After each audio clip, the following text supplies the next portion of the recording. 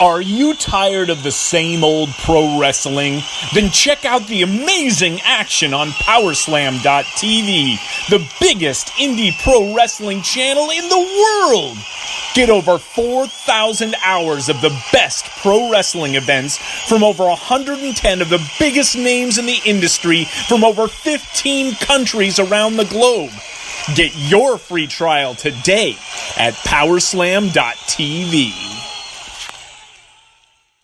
This is Jordan Grace, and you're listening to the Social Suplex Podcast Network. BWB, this is One Nation Radio. You better get it right. Rich Latta, James Boyd came to give them life. The Blackest Wrestling Podcast has come to kick all ass and drop it 6 feet if they kicking trash. Word, let me welcome y'all to something different. And if you dig it, man, you should let some friends listen. We be getting it in, this on the regular, dude. Ravish and flow, but this shit rude. See, James don't rap, so I had to break it down. The whole network, man, we coming for the crown. Raps in the columns, I keep them both covered. Making the beats too, so the listeners can bump it. Hit us with the rating, yeah, I'm saying it's a 5. Before you hit it, talk, bob your head side to side. It's One Nation Radio, and this is the beginning. It's Rich, and I'm here with James. It's time to listen to One Nation. You got to unleash the power of the pyramid. This is Mike Sempervive from WrestlingObserver.com. Check me out on Wrestling Observer Live every day. And also check out your boys, Rich and James, on One Nation Radio. This is Kenny Omega. We're listening to One Nation Radio.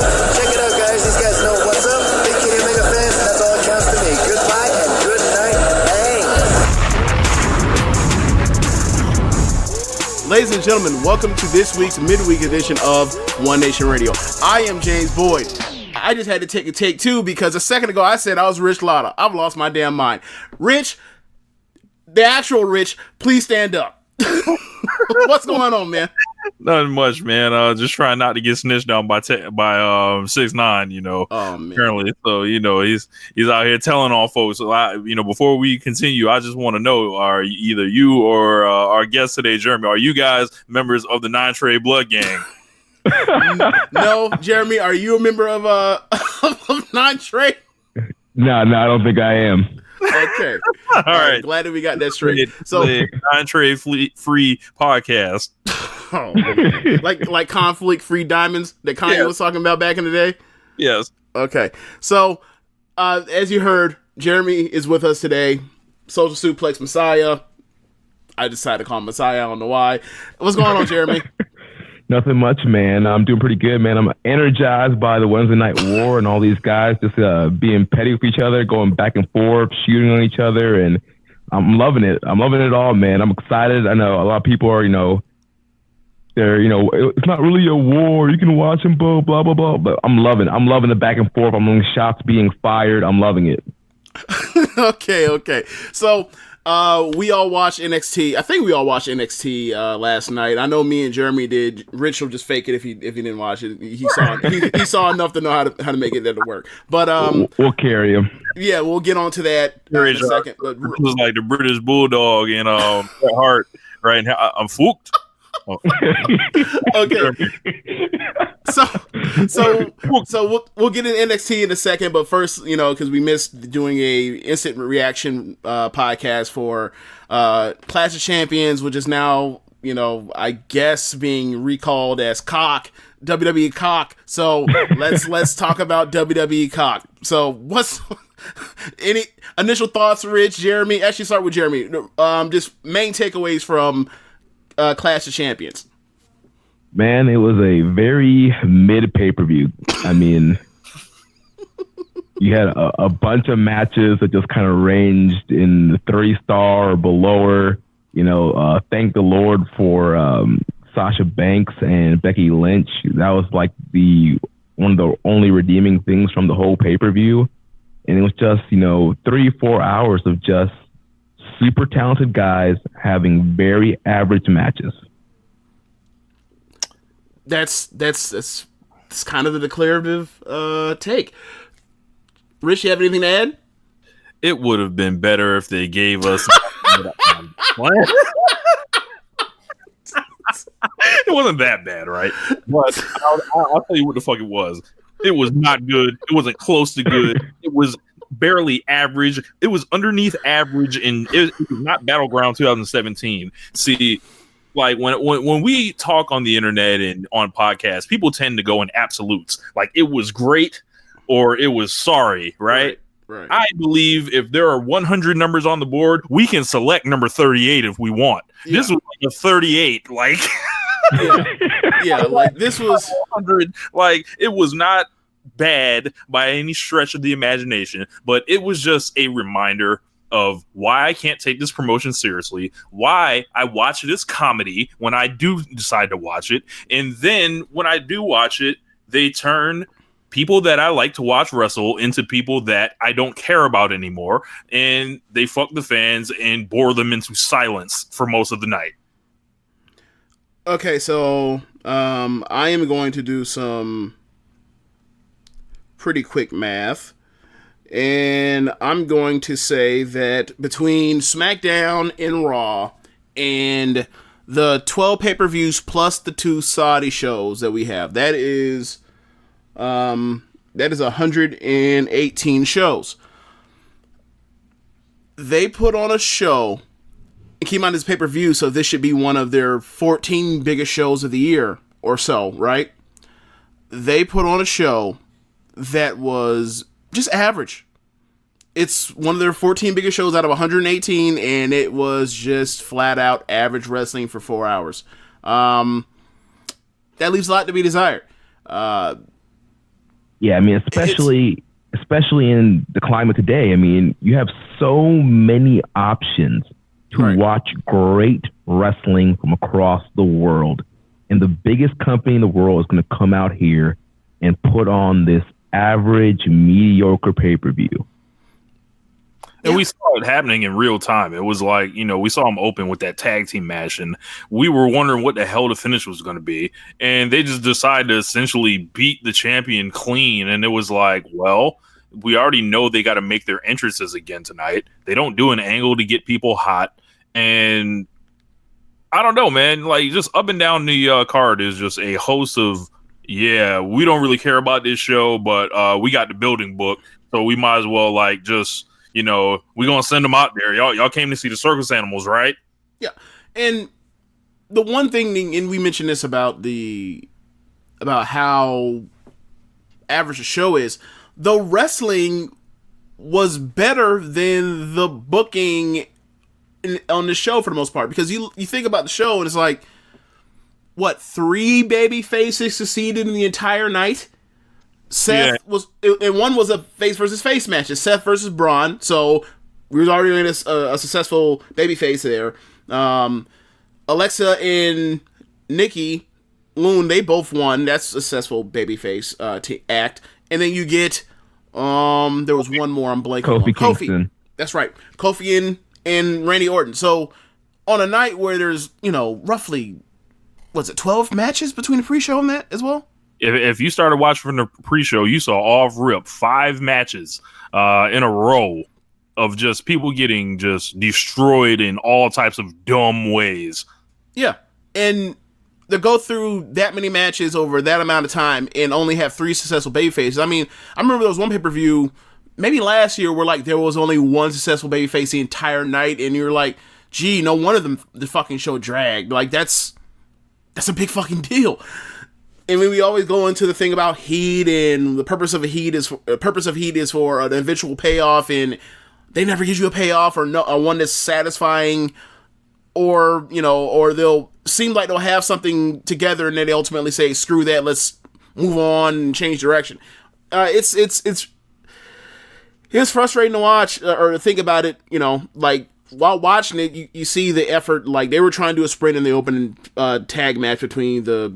I don't know what kind of superhero tandem you want to call those two between Braun and Seth, but you got that. They really tried to work really hard. Both tag matches, they both worked really hard. But it's just throughout the night, like they just kept dousing the crowd with water, especially when they go with the Charlotte finish. It's like y'all are trying to get over its baby face. You got the baby faces crowd for her in Charlotte, North Carolina, and then you just he just beat her in like 3 minutes or 4 minutes or whatever. It's like, the Jesus. whole promotion behind this show was like, for me at least, right? It was like, oh, we got 2 4-horsewomen matches, right? Yep. And you do this bullshit in one of them, and then you do that awful, atrocious finish at the end of the other match. It was like all this promotion that y'all did, like doing that match on Monday Night Raw.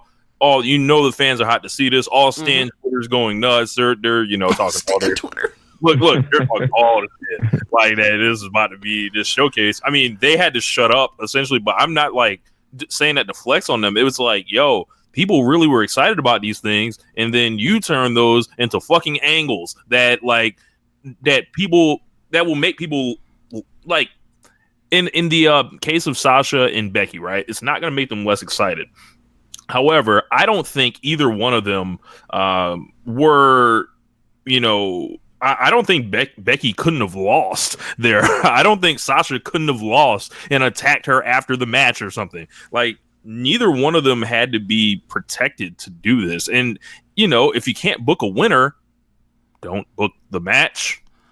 Yeah, James, you say that all the time. People are like, oh, well, they had to do this to continue the feud. It's like, if you don't want either one of them winning, what is the purpose of having this match? Yeah, or the tag match did on the pay-per-view, and like y'all had no problem throwing Roman Reigns' ass out there, with no title on the line. Like, if you want to do that, import that over there, give Charlotte the same win over Bayley in her hometown, and then have the wild brawl with Sasha. You could have cut some time off the pay-per-view. You could have saved the booking and not beat anybody in a singles match. Well, my thought about the thing with the Charlotte and Bayley thing is, I'm sorry, the Becky and Sasha thing is, it goes beyond the simple, if you didn't want to beat anybody and don't book the fucking match, and also, my classic is, you can do whatever the hell you want because it's fake, right? So, the thing that really is problematic for this one, or I feel hurts it, is Sasha turned heel on Natty. Becky comes out. They brawl to the outside. Sasha beats the hell out of Becky with a chair. Well, they ended the match with Becky clobbering. After they brawl, Becky got her vengeance now, and beat Sasha's ass. Now what? And she got the tap out, like a visual tap out on her, three times. She tapped out 3 times. Yeah, I'm not really concerned about that is also a thing, right? Like, she got thoroughly beat, and also Becky got the vengeance back, right? So it's like, all right, so now what? Now you're going to the Hell in a Cell? Watch the Sasha even get another match. Right. Like, she lost. I'm sorry, she lost. She didn't lose, but she didn't win. She got her ass beat, and Becky got what Sasha had over her back. What's there to discuss? I don't know what they go from here other than connecting the 4 women again. And they've been doing some good stuff from what I've seen and heard, and that Bayley finish was just atrocious. Yeah. Y'all and y'all goddamn turnbuckle finishes, women's matches. You would not do this in the men's matches. Why is hitting the turnbuckle the worst thing on earth? If Toru Yano wrestled in the WWE, he would be the fucking world champion.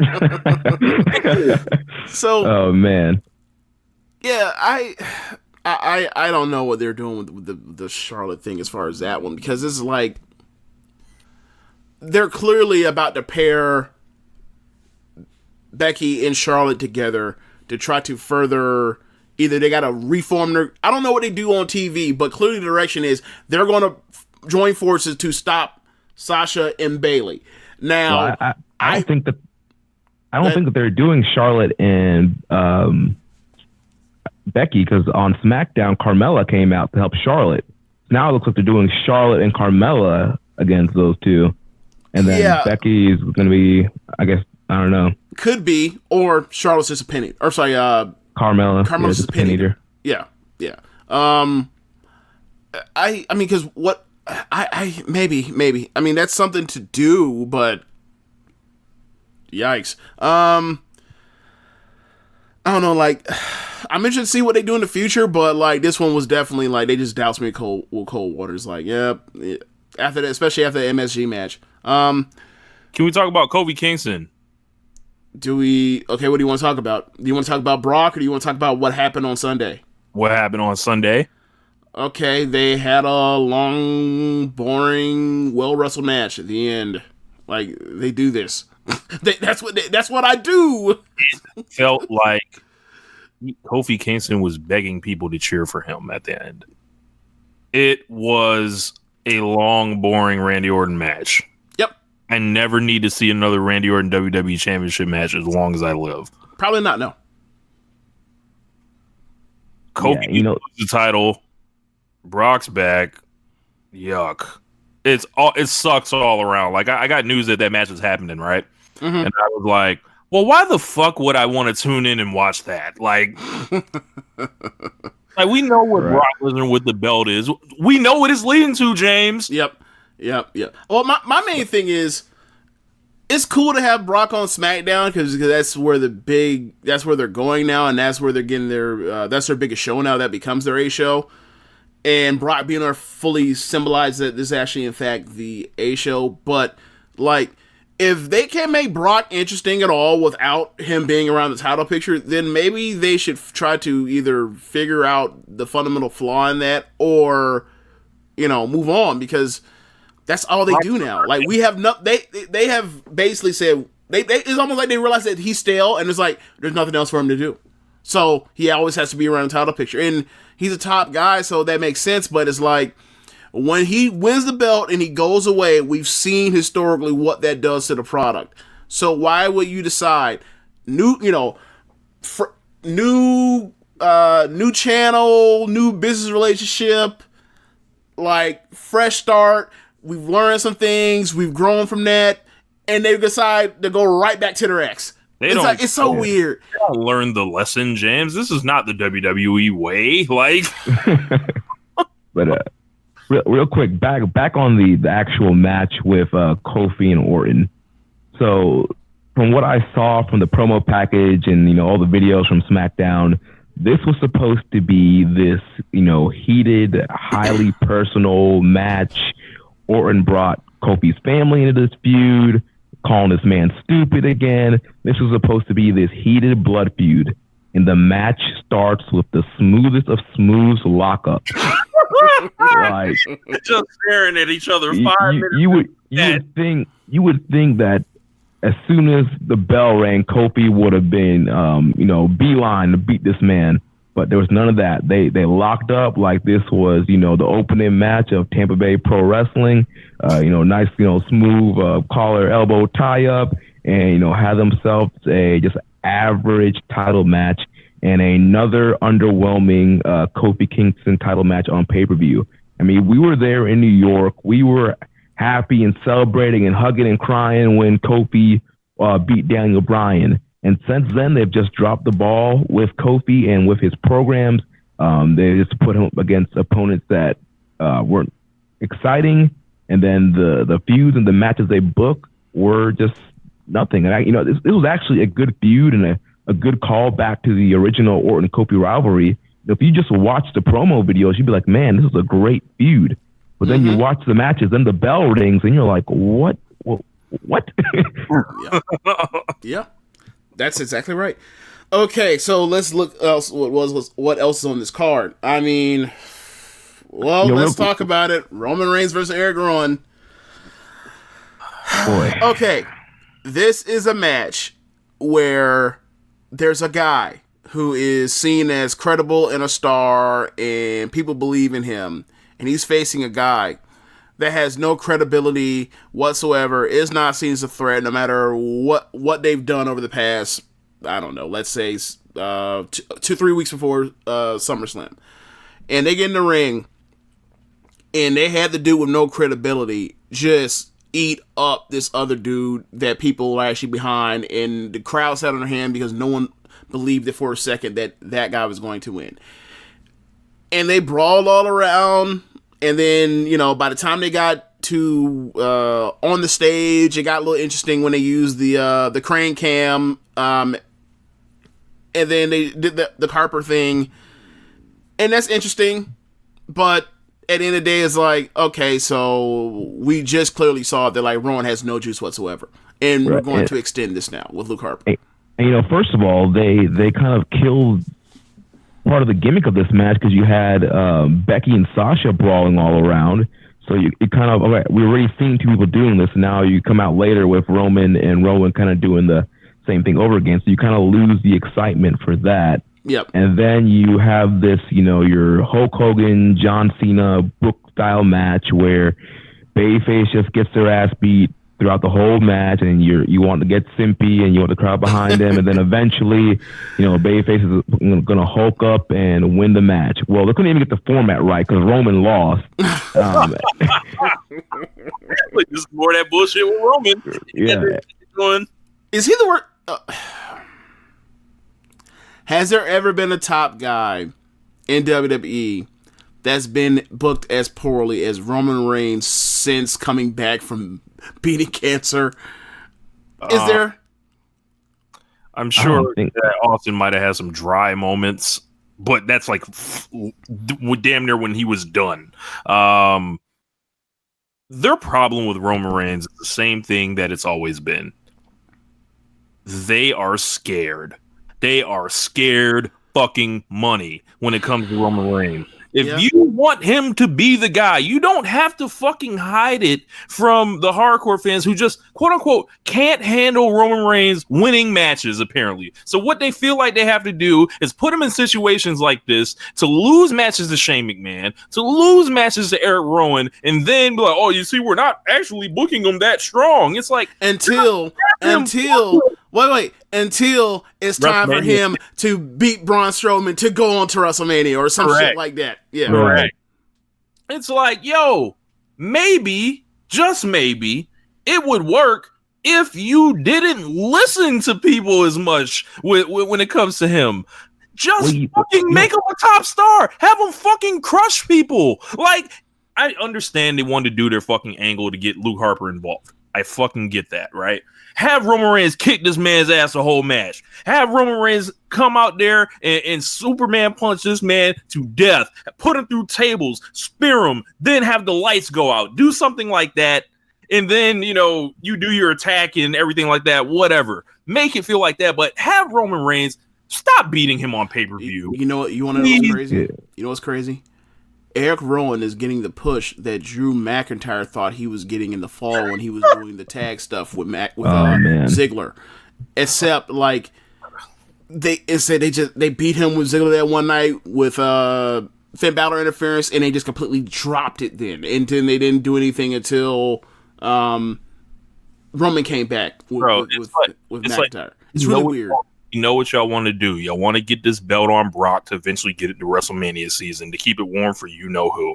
How about, making this guy important like a star and not giving him this fucking outer galaxy, completely in its own universe storyline that they've given him, and just like build it up like, yo, I want the title back. Maybe they feel like they can't go there that early because it doesn't line up with the calendar, but they sure don't have a problem building a Hell in a Cell match in 3 weeks. They sure don't have a problem pulling out the Fiend to randomly get a world title match now. They don't have a problem doing this stuff, but when it comes to Roman Reigns, it's just their fatal flaw as a company. And it's so weird because we just got pretty much done with the Cena era and kind of seeing the decade of John Cena and how they built Cena. Cena was in the same situation as Roman. The diehard fan base, the IWC, whatever you want to call them, rejected Cena, booed Cena to death. Everybody hated Cena. And what did they do? They ignored everybody, kept pushing him. Cena kept winning titles, kept going over in all his feuds. And then next thing you know, eventually he's over. No matter, you might have the Cena sucks, but he's over. He's a star. He's winning matches. He's winning feuds. He's winning titles. He's not a geek. But for whatever reason, with Roman Reigns, they're like, oh no, we gotta make him look even like everybody else, and that's why he's not getting over. What makes Roman Reigns any different from any other babyface on the roster? And this is why everyone's interchangeable. Yep. And I think also another part I think that we also are skipping over is this one thing, like Cena was actually like a draw, and Roman Reigns relative to John Cena is not. He's a top draw for this era in this company without a John Cena around, but full time anyway. But Cena was actually someone that actually moved the needle, and like Roman, he moved the needle to an extent, but not to the extent that, like, you look at Google Trends over the track of WWE over the last, since 2004, and you can see the nosedive. Like, got WrestleMania 31, and then Lesnar beat Samoa Joe, then Roman, then Strowman in 3 consecutive months, and then the shit just nosedives. And we haven't recovered since then. Like, you niggas felt awesome, you never recovered. So, like, you throw that where, like, every contender there was actually people believed in that Lesnar just mowed through in 3 months, or pinned in 3 months. Combine that with no Cena, and it's been a wrap ever since. And also you throw in the fact that, like, after WrestleMania 31, he lost their damn minds, put the belt on Jinder, and then they continue to do ridiculous shit. So, right, and and they're never going to move the needle with Roman keep losing. Yeah, right. And SmackDown, you look at SmackDown, like, SmackDown has no. Okay, they have stars, but they're stars because their stars were made before they ended up on SmackDown. Like, Roman is being treated like shit. Kofi Kingston is winning, but yeah. Winning and Kevin Owens, my God. You know what I'm saying? Like, the people that are supposed to be the top star, Daniel Bryan, he just got moved out the paint for this fucking goon. What? Maybe they want to do the tag team with Roman Reigns and Daniel Bryan, and I don't know, and eventually get to their singles match that way. But you would think, I don't know. I don't want to say, like, I know eventually they're doing a Roman Reigns Daniel Bryan match, right? But it feels like it's going to come at a time where it's a B pay-per-view. Yep. Like it's TLC or something. Yep. And they're not going to realize what the fuck they could have had, and I'm going to come on this show and fucking railroad them. And just like completely bury them 60 feet under, like I said I would the week before SummerSlam, when I heard that they planned to actually put that on SummerSlam with no build and treating it like it was unimportant, because they never valued things. They never valued this correctly. And then I feel like they're headed towards, their tired ass Roman Reigns, Brock Lesnar, third time at WrestleMania, make it a charm in Tampa, be there. And it'll get shat on again. And actually, it might not even get shat on. People might just be like, like, who's not care? Like people might just get up and leave. Like, this one actually has the potential to set up people doing the wave and all this shit, and they got to zoom in tight and completely didn't give a shit, and there's no shat on match all the time. This might be like the most apathetic crowd for a WrestleMania main event ever.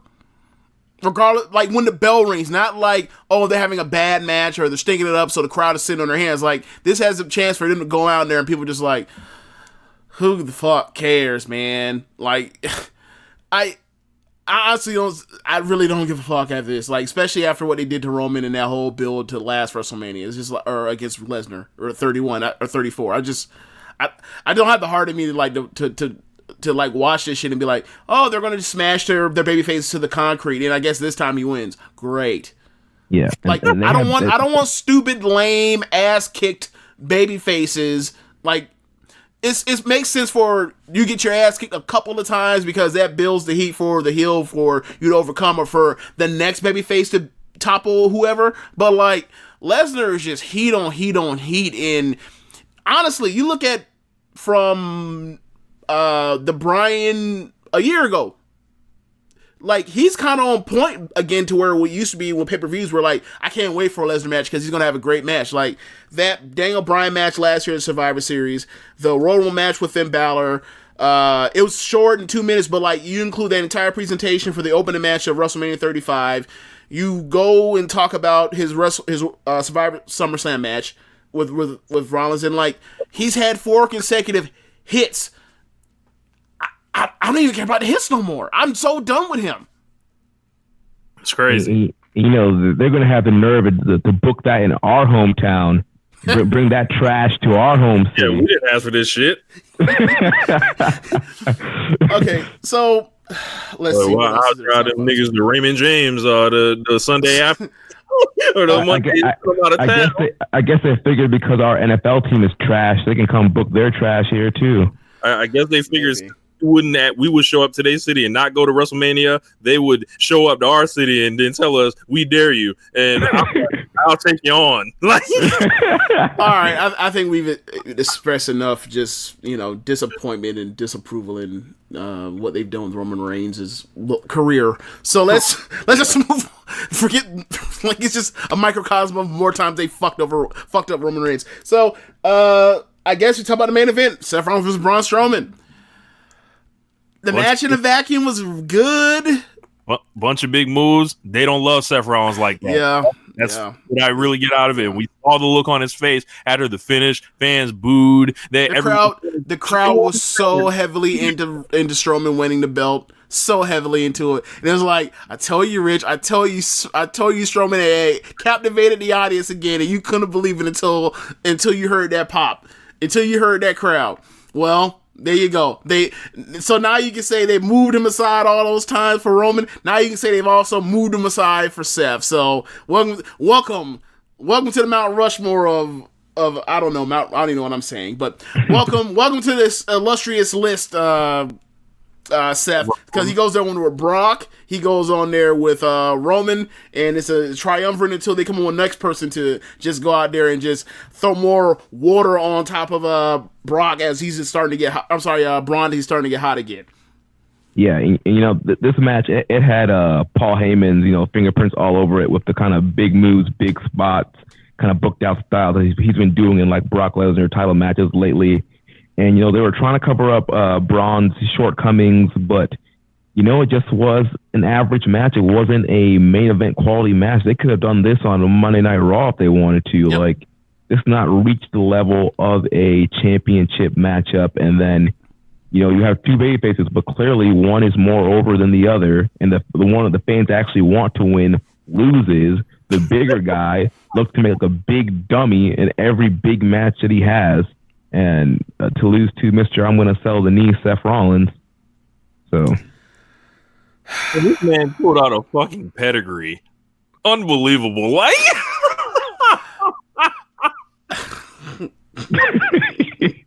yo, like, man. Hey, that don't lose. Look, man, if anyone else like laid their main events out like this, they would get fucking killed for it. I mean, like, the promotion? Yes. Yes. You'd be like, there's just nothing but a bunch of finishers and false kickouts and big moves. It's not all about the moves, guys. Yeah, it's all about high spots. All the high spots are doing. Yeah. That's fine. Like, I understand what they did, but like, what is it? Like, is it okay for this type of match to happen? Like, or is it not? Like, why couldn't they give Kofi Kingston and Randy Orton be like, hey, y'all go do a bunch of big moves, and it's like, no, y'all go have this boring ass match. Like, they know what will and won't get over. It's like, it's just funny to see who they use it on and who they don't. And the fact we see that, that formula, it's like, when's this gonna get old? I mean, I think it's still relatively. I wouldn't say it's not that it's rare because it's not. But I would say it's not. It's not cliche yet. It's not cliche yet. If this continues for another 2 years, maybe people will be like, like we talk about the Braun Strowman match, or we're just like, all right, we know what's going to happen. Like, I know how this goes, right? I know what this is. How far back do we need to take it? Like WrestleMania 34, like is where it started. Like with just all 33 with Goldberg.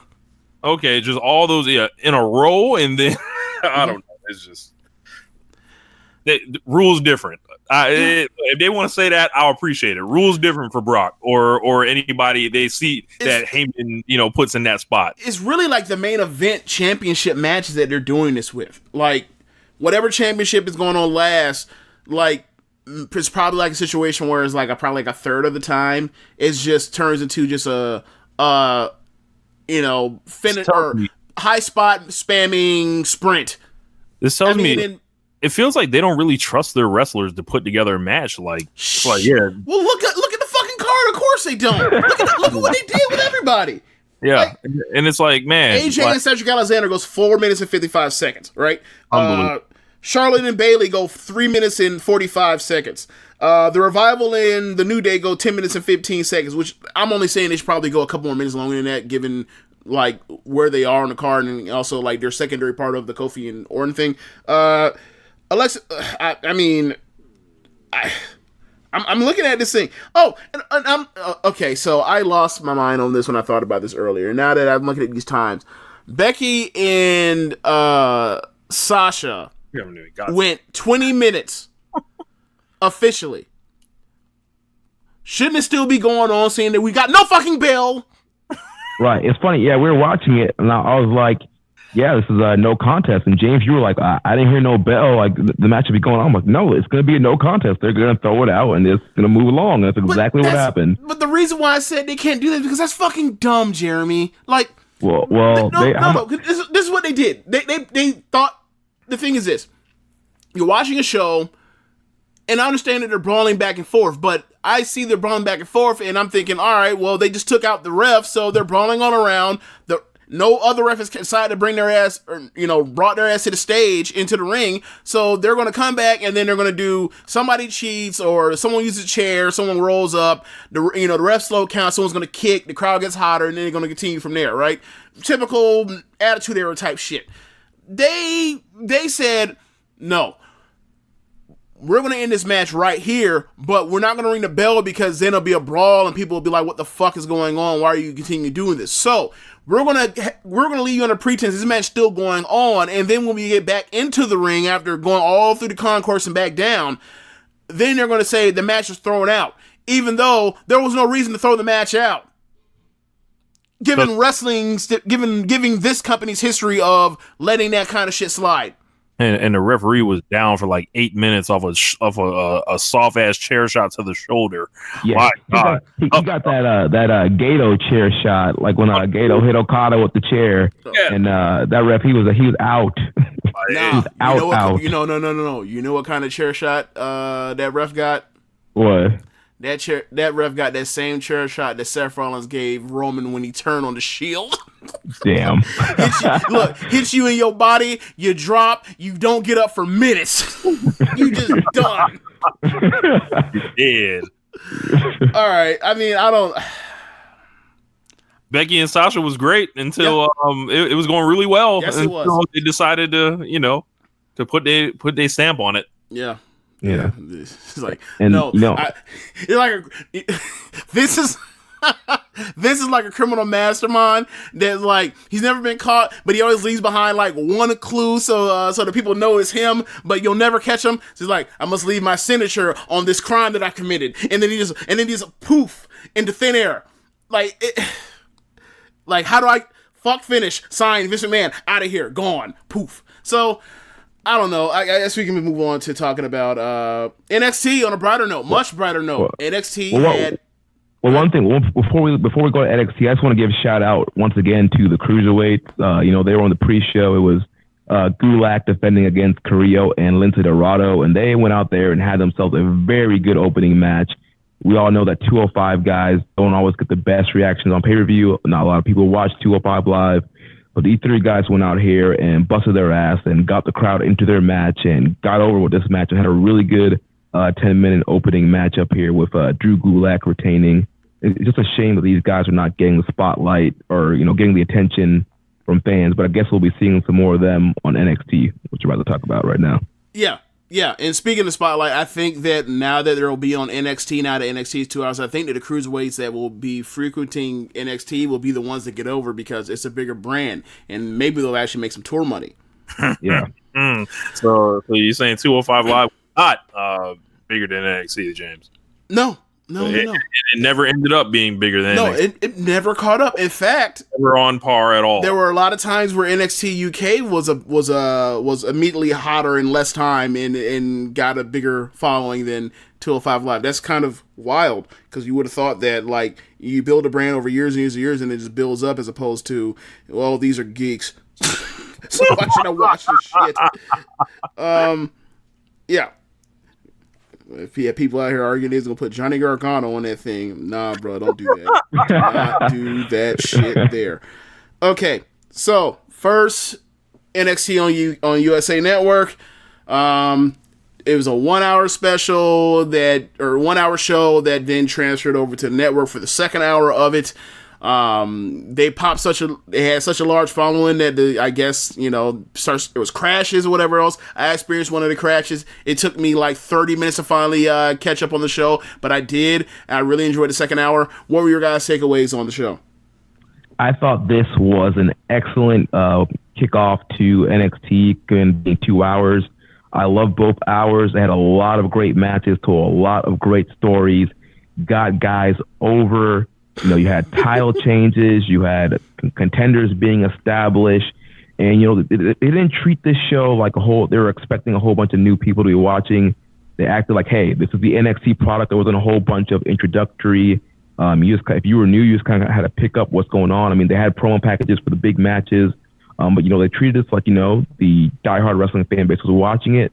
They did that. The production looked really good, and yeah, I thoroughly enjoyed both 2 hours. Everything I heard about it looked, it sounded like everyone was really pleased with the show. From the women opening the show, which seemed to, draw praise in different corners of the internet, and them doing a title change to where Roddy is finally got his hands on a belt. I've had people hit me up thinking, what does this mean for Velveteen Dream? I mean, maybe he's going for the big belt, maybe not. Yes. Maybe going up. Yes, What came into play on that what made me think the exact same thing was, one, obviously he's he should be the person that eventually, or either him or really be the person that takes the belt off of Cole. So for me, seeing that they did almost like the Johnny Gargano spot with Cole at New York, where they cheat, he kicks, the crowd loses their fucking minds. Except this time, instead of Gargano being able to overcome it and slap and winning, Roddy ends up winning the second time they cheat. In the second time they cheat, the person that screwed him was a super kick from Cole. So retribution may be coming, or this may be something to set up, down the line for War Games when they eventually do that, right? So I thought they had some weird moments at the beginning, but like by the time Undisputed came out, the crowd was like, no! And then all the cheating happened and the kick and everything. I thought like they completely won over. They completely took the match up like 2 notches after that kick out. So I thought they did a good job with that one. I heard. Yeah, but I mean, I love the opening matchup. They opened up with Candice LeRae defeating Mia Yim, Bianca Belair, and Io Shirai for the number 1 contendership for the NXT Women's Championship. They went out here and had a great sprint, a great way to kick off the show with a great match. We didn't have a 20-minute opening promo. We had a great match here with these ladies kind of going back and forth and just kind of going balls to the wall, and just had a great match here.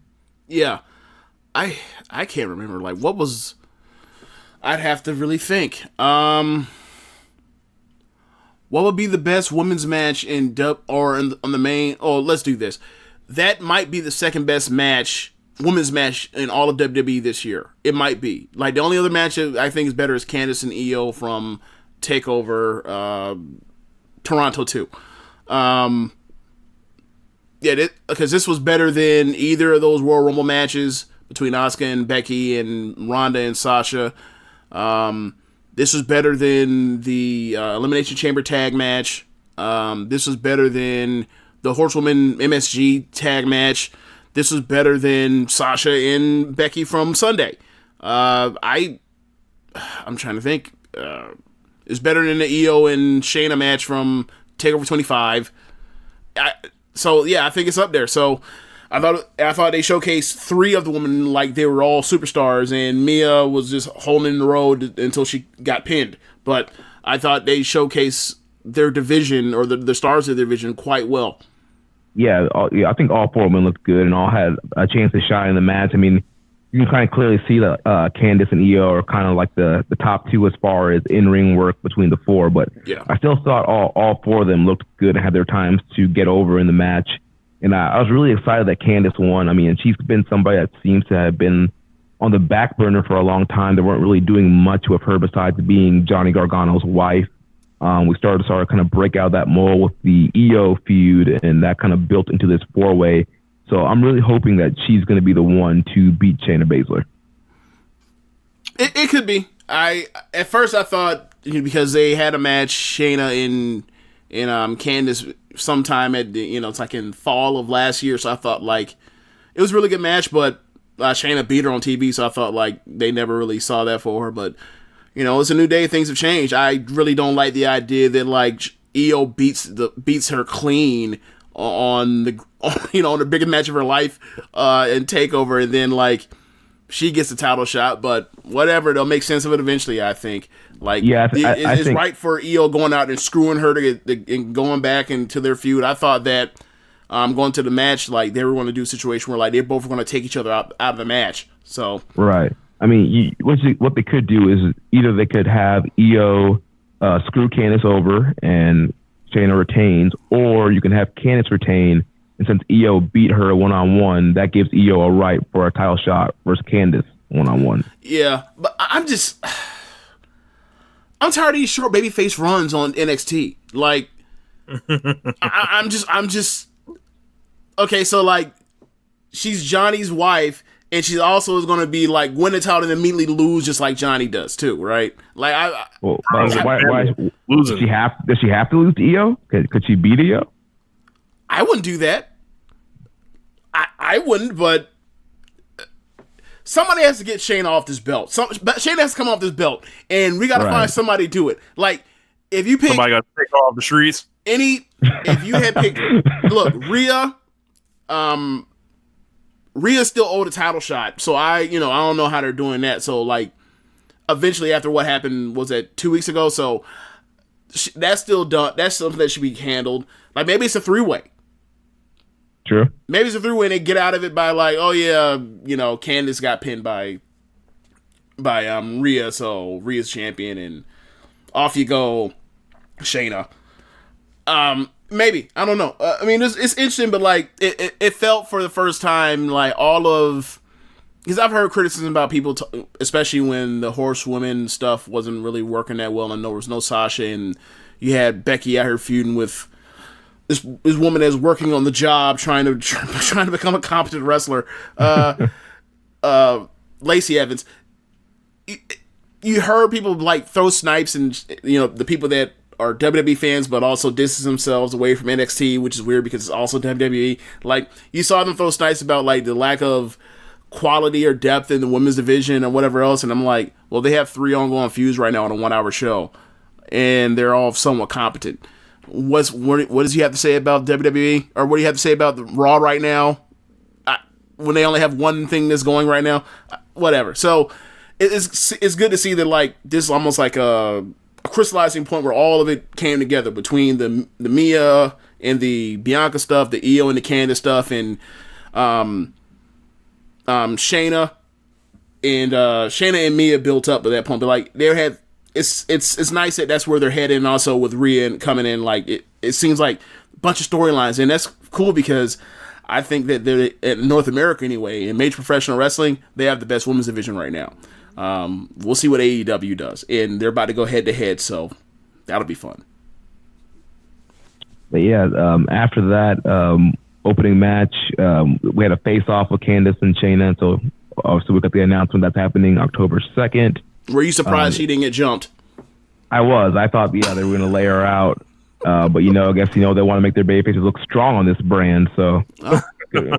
Until they win the belt, then they lose it quickly. Yo, man, I would just keep it a buck. Shayna's weed carriers, they can get the fuck off the screen forever. I don't ever see them.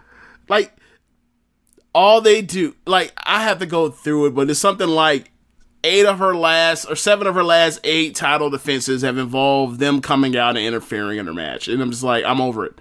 Or maybe it's 6 out of 8. But it's like, enough. Stop it. Knock it the fuck off. Either come up with something else to do with her or have her come off the belt. I'm tired of seeing these title matches, especially when we have Io and Candice. Like, they do that match, and then you follow up with that. It's like, nah. Gotta go. Yeah. I mean, they after that, they did a 6-second squash match with Cameron Grimes. He did. They also had the gentleman was wearing. Sorry? So what was that hat that this gentleman was wearing? A non-drawing one. I'm not sure what they're kind of doing with the presentation of Cameron Grimes, formerly Trevor Lee. It's nothing similar to what he was doing before he came to WWE. And I think Trevor Lee's a very talented guy. He's a great talker. They haven't really let him talk that much yet. And so, I'm not quite sure what this whole gimmick they have him running with and what exactly they're doing. I know clearly they see something in him because they put him on the USA Hour and put him over super strong over Sean Maluda. But I'm not quite thinking. I don't know what the whole top hat thing is or what direction they're going with him. He's like hillbilly Mad Hatter. It's weird for me because you watch the breakout tournament and only 2 people got over, and it was Angel Garza and it was Jordan Miles. Why are they not on this slot? In this slot, right. Apparently, Garza had a dark match against Raul Mendoza that tore the house down. Oh, good thing they didn't put that on TV. Right. I mean, Garza clearly has a connection with the fans. I heard there was a big chance for take your pants off throughout. He teased it and then finally, ripped it off. And he's getting over. I mean, we see Garza on the Largo Loop all the time, and he's one of the most over new guys that have come in the last couple of months. And this is a superstar presence. And if they put this guy on TV, he's going to get over. Yeah. And it's funny because the first time I saw him was on the Tampa House show. And that was one of those shows that I didn't invite you that Josh is still bitter about and whatever. Sorry, Josh. So I went there and I saw the match and I'm like, I saw him come out. I'm like, sorry. Suck it, Josh. So I come out. I'm like, let it go. Like, so I saw him come out. He works the match. He gets super over. I'm like, and I remember texting you, like, this Garza dude, like, he's got something going for him or whatever else. And then, like, he could be like a pretty boy heel. And then I find out, like, oh, yeah, he's Umberto's cousin. I'm like, oh, he definitely has something going on for him. So, I just find it weird that that's where they decided to go with even the final. But it is what it is.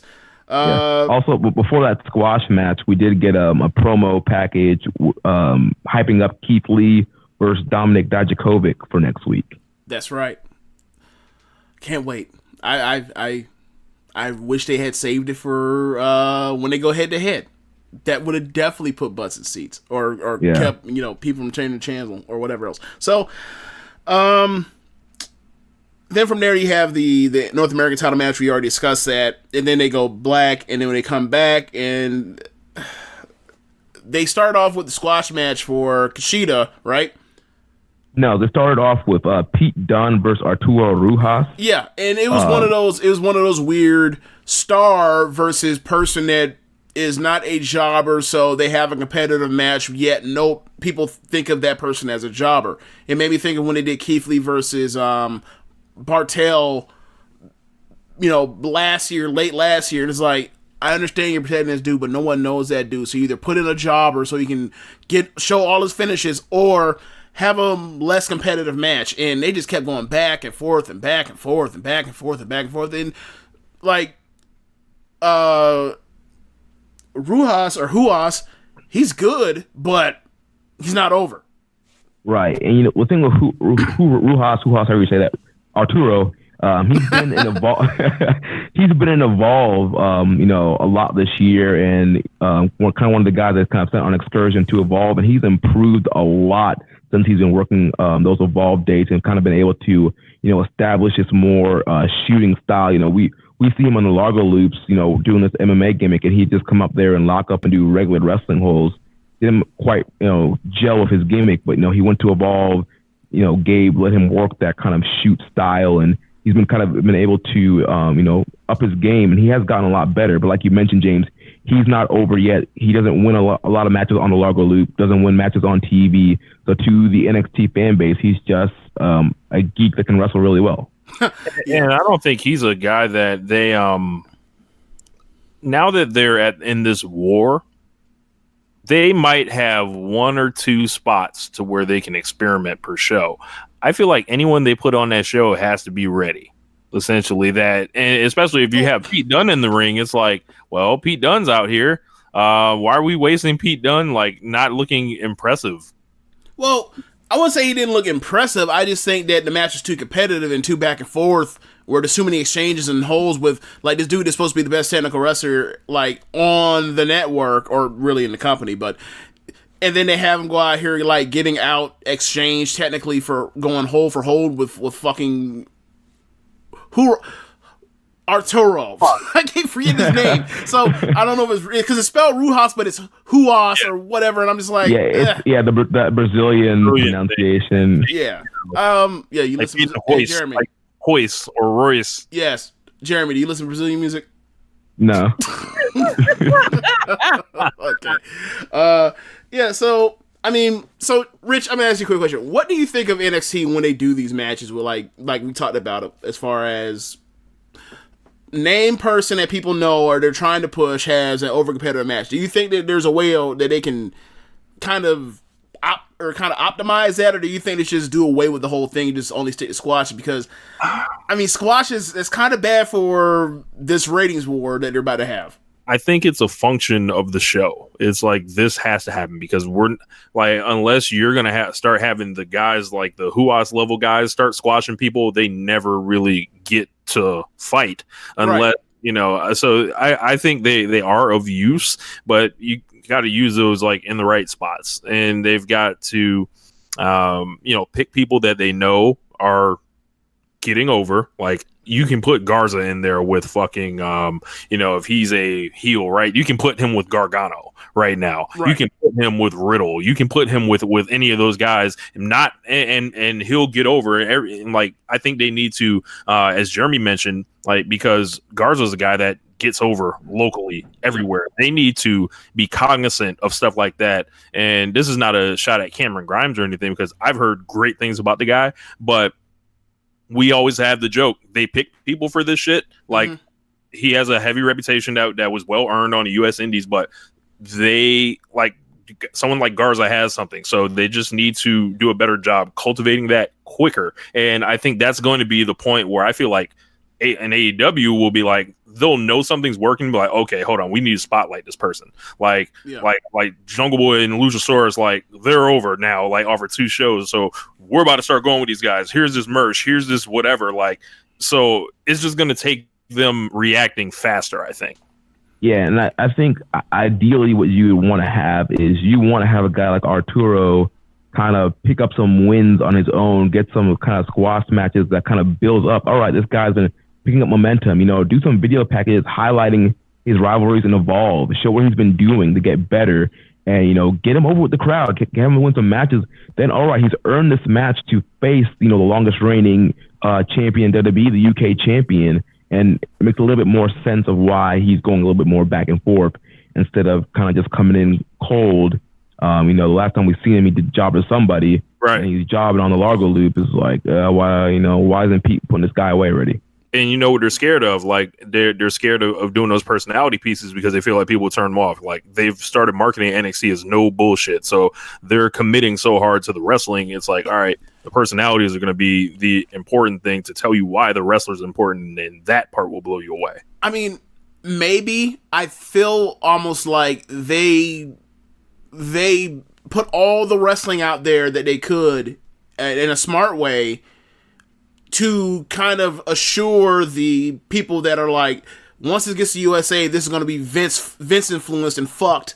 Yeah. That, don't worry, you're going to get the NXT that you know and love, or you heard so much about.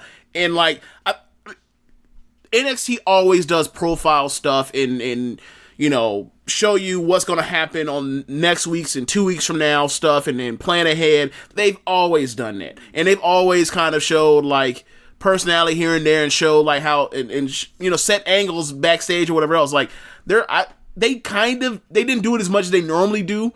But so you're right about the more wrestling part, but I feel almost like they were doing that to kind of like put you at ease. Like, nah, you're gonna get your dopamine hit. Don't just say you're gonna get buried underneath. Having not Johnny Gargano. He's actually a good promo. Like having Kona fucking Reeves come out here and talk for 5 minutes until someone interrupts him. All right. Yeah. Yeah. So after that, is that when we get the Kushida supposed squash match?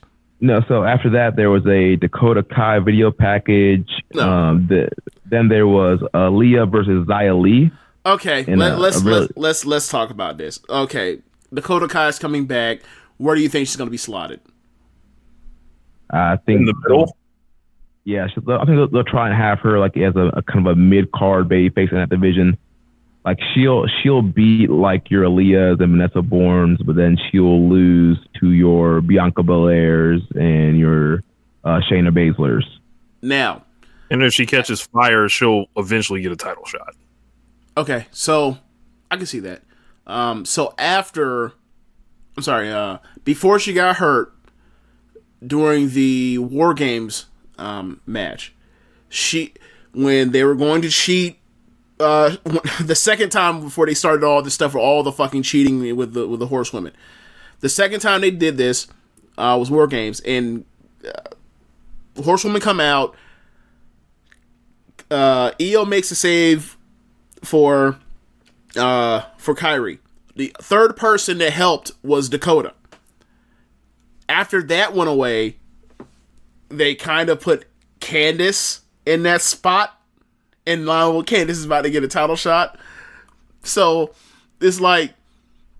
For me, it's funny that, like, Candice LeRae got the spot that Dakota Kai may have possibly was set up to get.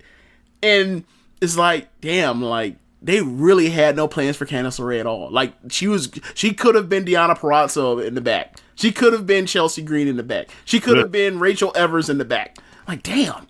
But...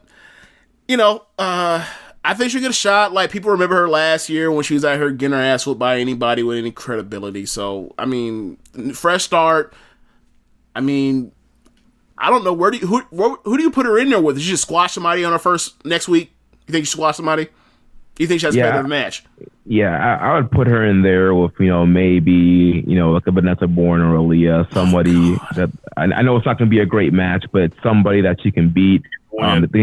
And keep the match real short, have Dakota kind of hit all her kicks and kind of get her signature moves over, in and out, 3 minutes, wham, bam, thank you, ma'am, and then have Dakota Kai go over.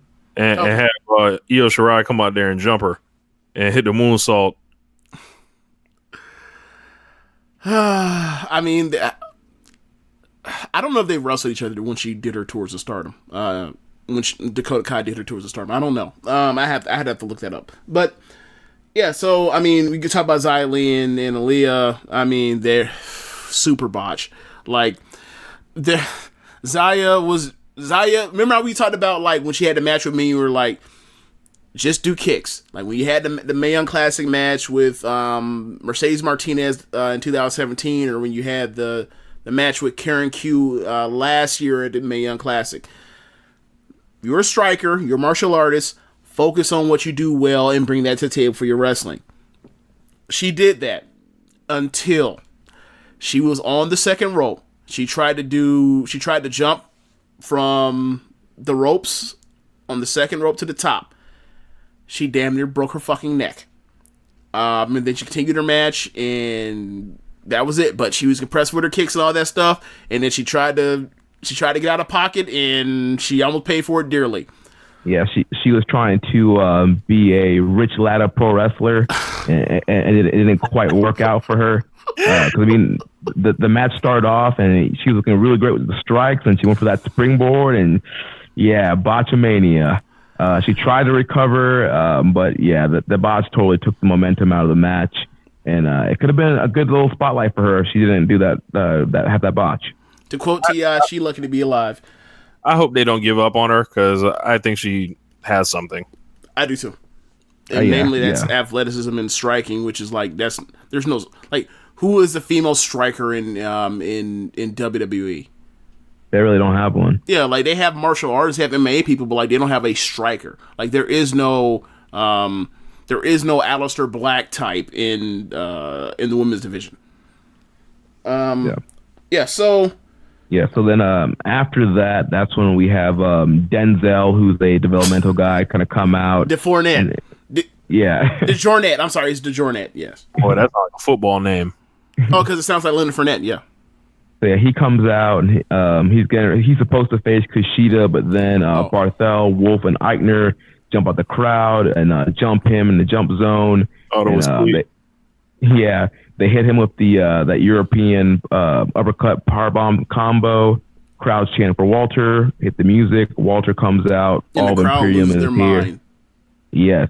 Crowd's chanting, "We want Walter" the whole time, and then finally he comes out. Yes. The music hits, big pop. Imperium's there, cutting their same promos. They've been cutting in NXT UK about how the mat is sacred and they're here to restore honor.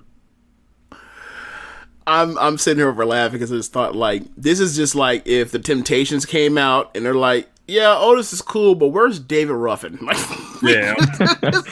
Like where is he at? So he comes out, the crowd loses their mind, and as he said, like they set the program where Kushida basically clears those four out, and then in the process also embarrasses Walter and draws his ire. So like they're gonna have a match. I don't know where, I don't know when, but I will be tuning in to see it.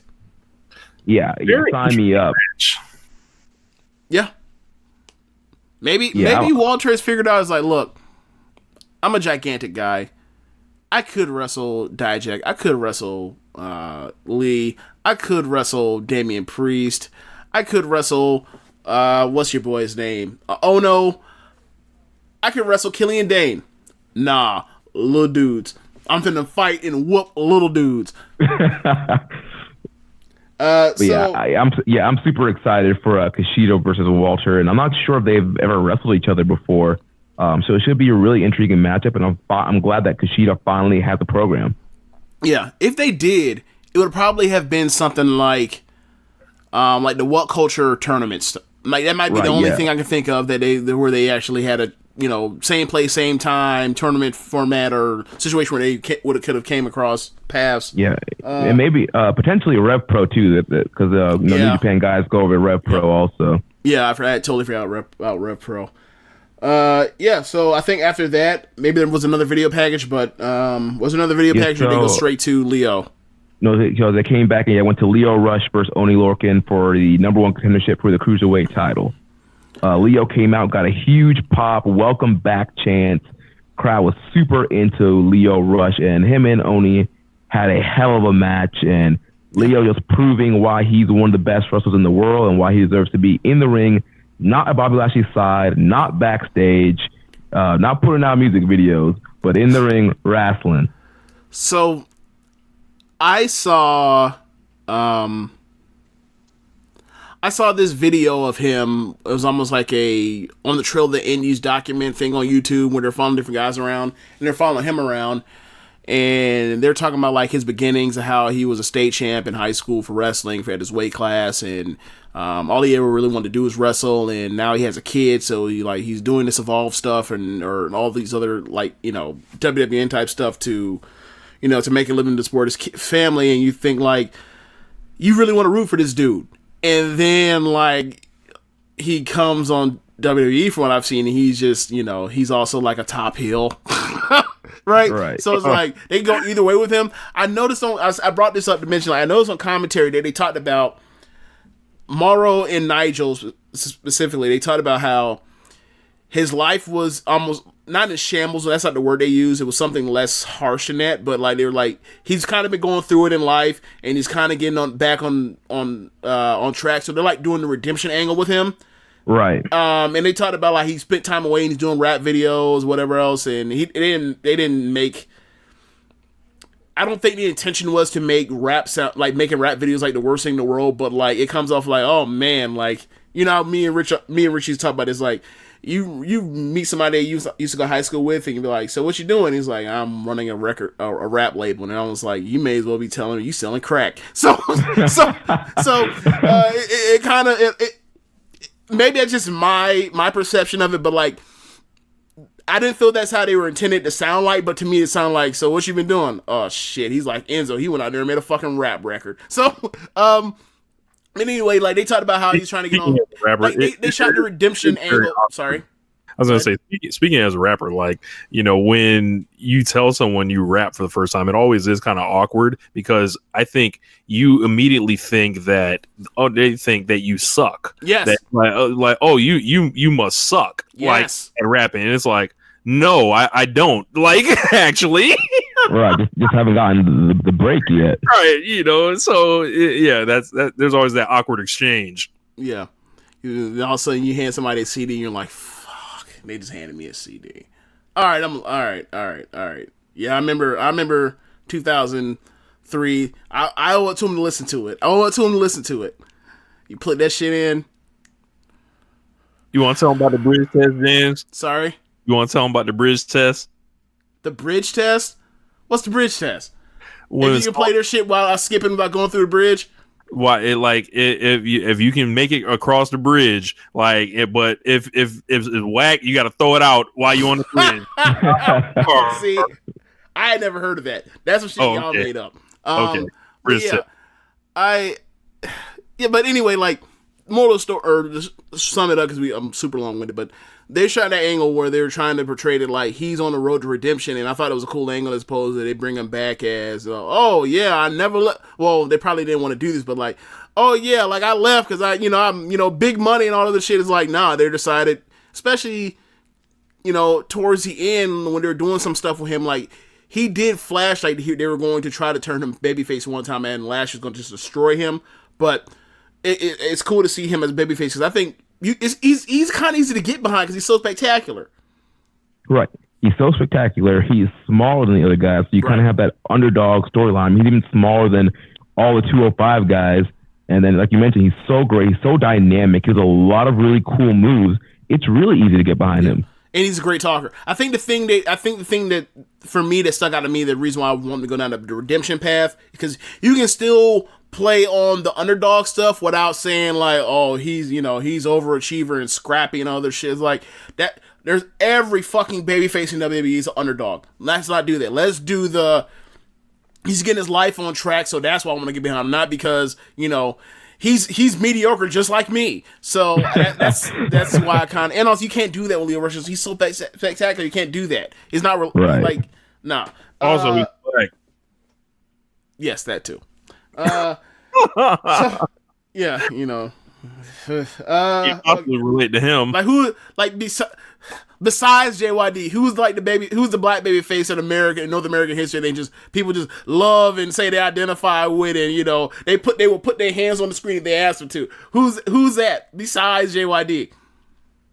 I'd have to think about that. Yeah, you see what I'm saying? Like, so yeah, like you're right. I didn't want to mention it, but like now that you mention, like, may as well not pull the punch. Yeah, you're right about that. So, I mean, you could always just stop hating black people. There's also another thing about that. Maybe Booker T, but I don't know. I think he's kind of like more the awesome factor. Like, oh, he's awesome and also funny. Yeah. Booker had them raising the roof, man. Yeah, raising the roof. Yeah. But Lio wins the match here with the Frog Splash, and so Lio Rush is now the number one contender for Drew Gulak's Cruiserweight title. Not sure if that's going to happen on 205 or it will happen in the future on NXT. That's gonna happen on hour 2 of one of these NXT shows to compete. Like, okay, only one more of those. What's going to be around longer? Ring of Honor or 205 Live? I'm gonna say Ring of Honor. Same here. I think all of these signs are there. They're about to start like making a big gumbo pot of NXT UK and 205 Live, and then taking people out to use in matches for time on that show. And that's how Worlds Collide is gonna essentially get built. Yeah. You know NXT is about to be. It's about to be the Super Dream Match Fed. It's about to be the network. Like it is. You're not watching NXT anymore. Don't be fooled. You are about to be watching the network. And look, good for them because we had to watch, or me and Jeremy and Rich occasionally, we had to watch every single week after New York, and no Kairi Sane, no Ricochet, no Aleister Black, no Ciampa, no War Raiders, no, or from time to time, occasionally, Street Profits would be in and out. Like, they gutted that, and then you throw in, EC3, Lacey Evans, Nikki Cross, Heavy Machinery, like, it's like all network hands on deck. Sorry? It's like all network hands on deck. Yes, like, they gutted that NXT roster and then, like, basically ran it through 2 takeover cycles as is. And, for one cycle, they got it to hold together because they were able to tease the decision of whether or not the Undisputed Era was going to break up because Johnny Gargano was playing mind games with them. But outside of that, like, after they got past 25, and they didn't have anything. They really did not have anything. Especially with, like, Dijak out, so they couldn't do the lead stuff. Like, now it's like, it seems like they're back in the form. It's almost like Stardom when they finally got back, like Mayu, Utami, and Okazumi all, like, in one weekend. It's like we're finally back to where we were. Like, we're back to the level. So, and we might actually be better now. I mean, geez, that Imperium, like, so that means you just imagine, like, oh, that's also Mustache Mountain. Like, right. They're gonna be out here killing it. Like, I don't know how anyone watches Mondays and Fridays. I think people aren't talking about, like, they're like, the day of Wednesday is going to expose Friday and Monday so badly. Yes. On both shows. Yeah. Like, I mean, and for someone that's watched NXT or follow NXT or has a love for NXT, I think the dream has always been, like, if they ever got on network and you could see all the good wrestling and you could see all of the storylines that reward what you watched previously and they just do some shit and then move on and you're just like, what the fuck, I just wasted my time. You felt like it's a smaller show, it's a smaller venue, whatever else, but it's a hotter crowd, better reactions, more knowledgeable crowd, and better matches. I felt like, eventually, like, they could draw a rating. I don't know about them getting 2 million viewers and shit like that. I'm not going that far, but, like, I always felt they could draw a rating to where they can make some money off of NXT and then stop acting like it's developmental. And what do you know? That's first episode, 1.1 million viewers.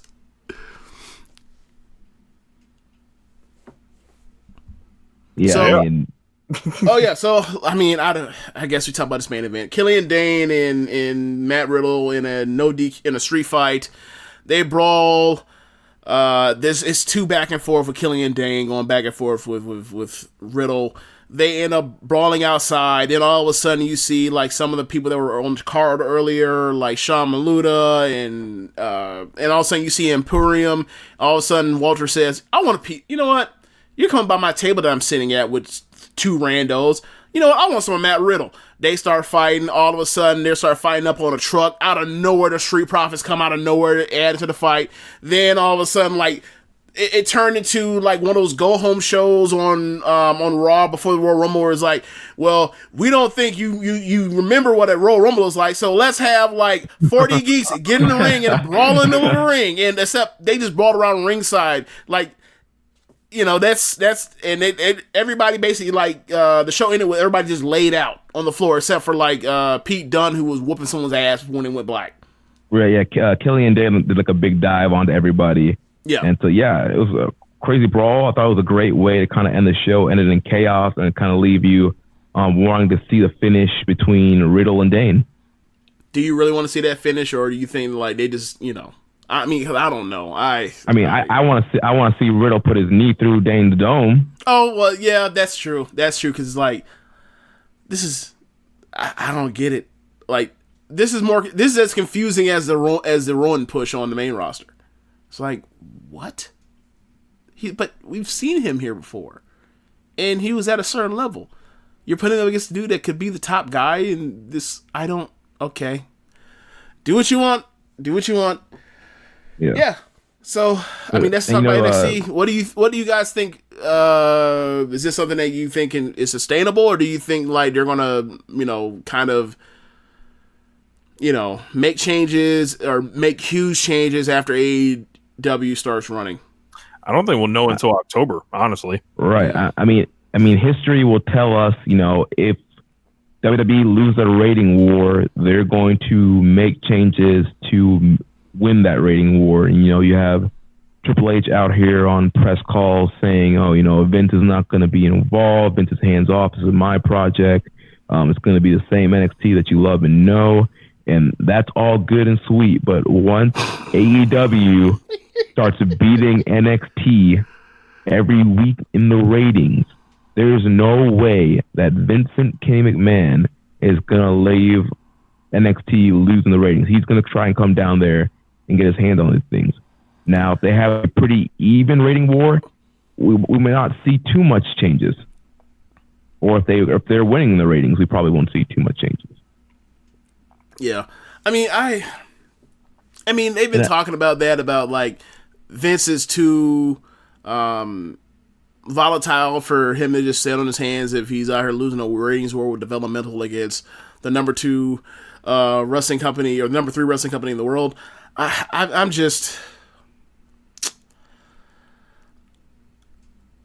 willing to wait and see what they do. I'm not in the camp of thinking like that's immediately what he'll do. Especially after, because I thought like, episode 1 it would be gigantic changes, and like this looked like NXT like at its best. And the NXT I fell in love with like after Brooklyn 4 last year. So I mean, I'm sold for now. Like I have to see something that changed drastically over the next few weeks or months or whatever else, or down the line, until I say that like, oh yeah, this definitely has been like hit with a lethal dose of poison, or injected with a lethal dose of poison. You mentioned the rating earlier, and also some other interesting facts. So that was, they were 4th in the demo, in the key demo, which is 18-49, and NXT did more than 2/3 of Raw Hour 3 and SmackDown's demo ratings this week, and it was also more than half of the Raw Hour 1 and Hour 2 demo ratings. So the 18-49 demos of the people that they want to watch Raw and SmackDown are more of them are watching NXT. And you wonder why it ended up on USA Network or ended up on cable right now, 2 weeks ahead of October 2nd. They knew what they were doing. They knew what they were doing. And good for them. Because I do the same thing. Demo. That's the same demo that I'm sure AEW is going to be targeting. That's exactly right. And they know those numbers, and they're like, well, Raw ain't doing it. Or actually, we're tied into these dates. They're going to, so we'll just use the thing that can actually compete against those same, for the same customers or the same marketplace, and they're in there now. It's gonna be fun. Like it's gonna be hilarious when like AEW versus NXT is what actually starts the fucking wrestling boom, not the main roster. That's gonna be hilarious. The backbending is gonna be fucking amazing. Nothing, nothing would make me happier if that actually happened. All of a sudden, like, their AEW and NXT on Wednesday nights are out here doing like 2 million a piece, and like all of a sudden there's a young WWE fan base to speak of, and it's because of competent top-notch wrestling. I would love it. Sorry. Like the type of wrestling that we said would work for years if you put it on the fucking national platform. Yeah. Oh yeah, that. Yeah. So I have a question. So are defense squatters going to be mad when NXT is more popular and doing better ratings than Raw and SmackDown? That's a long way down the line. That's like, I mean, that's like a 2 to 5 year thing if that ever happens. So okay. Well, as far as buzz wise, let's say are they going to be mad that they already mad now? They've been mad at NXT forever. Yeah, like I saw one of them trying to get on Mauro Ranallo, one of the worst accounts on Twitter, which I won't name. So, like they were sending their snipes out. They're not happy that they have to cheer for NXT to do this well, because it's like it's gonna be a lot of pretending going on. If you know what I mean. We always loved NXT. You know, we so glad to see them doing good. I mean, yeah. So, and shout out to Morrow for calling one of Roddy's knees a V trigger. That popped me. No, did you check out at the beginning of the show when like he said pro wrestling and I was like, I like that. Let him know, Triple H. Let him know. Stop on these niggas, Triple H. Talk your shit, Triple H. I want nothing more than Triple H's professional wrestling to kick the fuck out of his man sports entertainment too. I would love nothing more. Like, it's not that fucking hard. It's really not. Like, it is as far as you got to do the work, obviously, and it's a huge operation, all that stuff. But like, as far as we have people that we think that the crowd would like, let's present them in a way that we can get the crowd to emotionally respond to them in a way that is productive. Like, they just have totally lost sight of that. And it's just like, it's not that hard. I watch it everywhere else in the world except for here. Right. I even watch it on your network. It's just so weird to me. But, you know, enough of that. I guess now it's time to go ahead, Rich, say the words since we're going to move on to Stardom. Hit the music!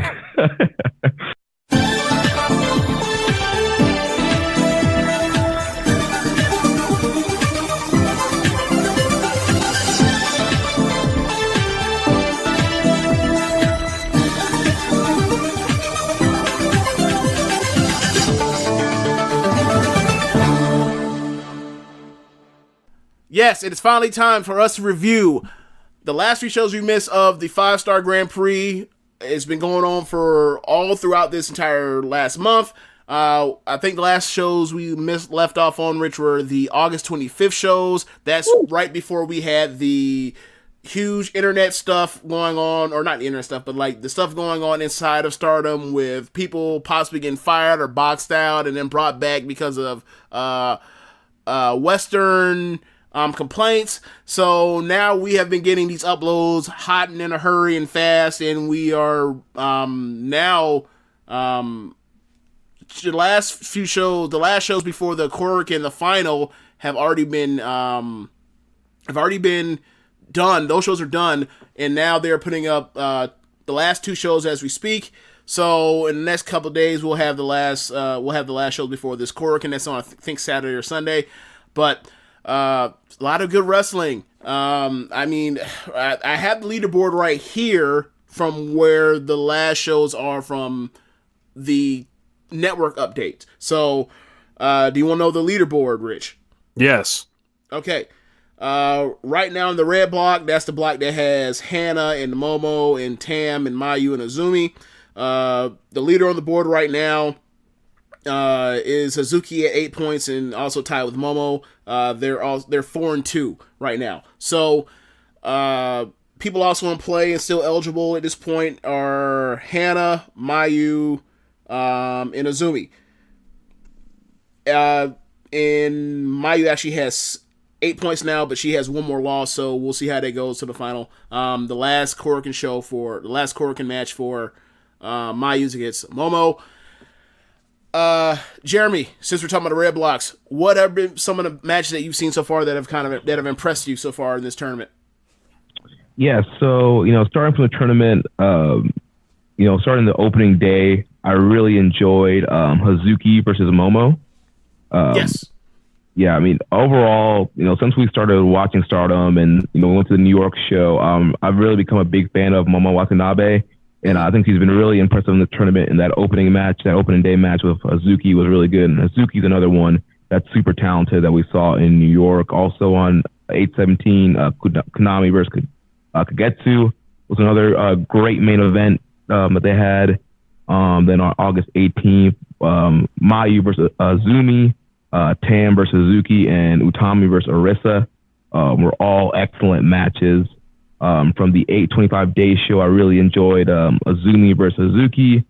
Then from the 8/25 night show, Tam versus Azumi, Natsu versus Mayu, and Konami versus Utami were kind of my highlight matches. And then before we were recording, we watched some of the matches. I believe it was from 9. Some of them were 7. from different shows. Some of them, like, I think they were spread across 2 or 3 different shows. Yeah, like, those are the ones that I saw and I gave high ratings to. So I just say, go look at those. Yeah, before we recorded, I watched Azumi and Momo, Mayu and Tam, and Jungle and Kagetsu. I didn't get to Hazuki and Mayu. Okay, so out of those 3 matches, what do you think? Which match do you think was the best? I don't know. I really enjoyed Momo and Azumi. I just really enjoy the story of the match. You know, both of them are in Queen's Quest, and Azumi is kind of like the young girl in that faction right now. Momo is the leader, and it was just kind of this moment of like Azumi kind of wanted to prove that she can be on Momo's level, and Momo, I feel like kind of like she felt disrespected, and she was just kicking the crap out of Azumi throughout the whole match. And it was kind of this upward battle for Azumi to try and come back and beat Momo, and they had a lot of great near falls in the match. There was to the very end where Momo, I don't know what she calls it, but she hits with like the Trent Beretta Dude Buster, and you think that's it. And then Azumi rolls her up, and then he's like, "Oh my gosh, is he gonna get her?" And she kicks out, and then she finally locks on to submission. And I was like, man, I was so entrenched in those last few minutes of that match. Azumi started the match and she was like a scoundrel, and then with the fake handshakes and the quick roll up, she was all over it, and Momo did not appreciate any of that. You may have heard of Team Kick. This was Team Kick the shit out of you. Like yeah. Yeah, like they beat the fuck out of each other, and it is really like there's a point where Azumi gets the advantage, and then she decides to do her normal top rope double foot stomp. In Stardom, most of the women that do the double foot stomp, they literally, like, whether it's Mayu or it's Saki or it's Azumi, they all basically, they don't do the fall backwards on your ass and, like, hurt your tailbone over and over again deal that Finn Balor does. They definitely. They mostly do the, we're basically overshoot our target and like basically slide our feet and mostly land on our knees on the other side of the opponent. Not in this match.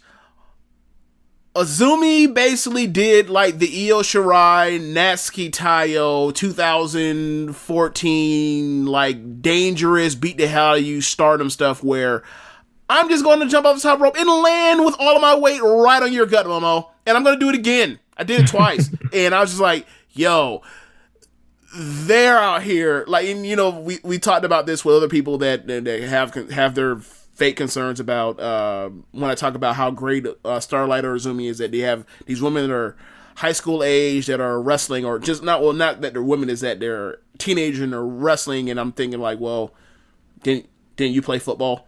That sort of thing. So, mm-hmm. and I always normally encourage them. I always say to them to kind of assuage their feelings is like, the only people that are really wrestling matches that are minors are Azumi and Starlight Kid. The rest of the girls are like 8th graders or younger. So like they're only doing like the most basic of basic stuff. They are the young lions. So.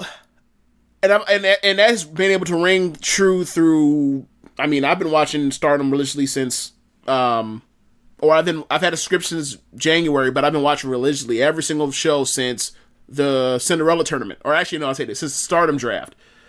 And Azumi's never took this kind of punishment, never take that kind of damage, and she never doled it out in that way either. Until tonight, and I feel like, I don't know if this is a new thing saying that like she's graduated to ass kicker status and ass kicked status, but like I was kind of like blown away that like the brutality in that match. And I don't mean brutality like this was some, they did a bunch of spots that were super duper or dangerous or ridiculous. Like this was not Naito and Ibushi by any means, but they actually stepped up to the plate and had a match that would have, like, if you took Azumi or Momo out of it being 19 and 16 years old, like this could have fit with any of those like Kairi Sane, Io Shirai, Mayu Iwatani matches where they were beating the piss out of each other, except there weren't any head drops or neck drops.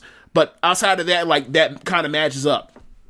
Yeah, I mean, I thought this was a really well told story here, and I thought this match, like you kind of said, this match kind of established Azumi as a legitimate competitor and as a threat to anyone on the roster. Yeah. After kind of going toe to toe with Momo, and Azumi wasn't even supposed to be in this tournament, right? And she, to me, has been the MVP of the tournament. She's been having, well, at least one of them. As far as the matches I've seen, she's had so many great matches with everybody. Every match I've seen from Azumi, I would probably rate 3.5 or higher. She's been having some excellent high-speed matches with everybody, and just, I feel like she's almost in a Lance Archer type of role, where it's like somebody who's not normally in the tournament is there, and they're having all these great matches and taking full advantage of the opportunity they're getting and getting over.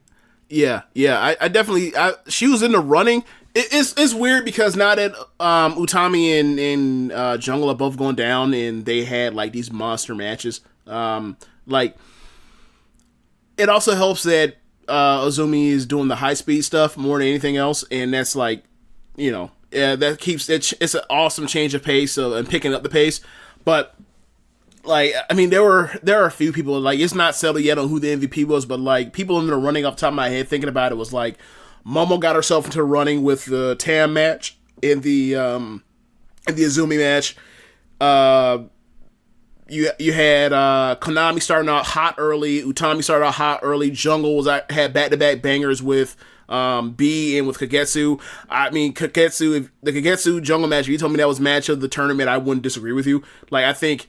Especially if you think of, especially if you're someone that's watched all these shows throughout this year and seen like the long form storytelling that's inside of like that Jungle Kagetsu match from that Kurikan Hall title red belt shot that she had in January, or even the Tam stuff. Like, Tam stuff has been almost nothing but like story stuff, whether it's her getting Peach Hand back from Natsu after beating her, or it's her in a great match with Mayu where they're being held of each other, or it's her finally, after losing the white belt match in the January Korakuen match, and then losing the white belt match to Arisa, like beating Momo.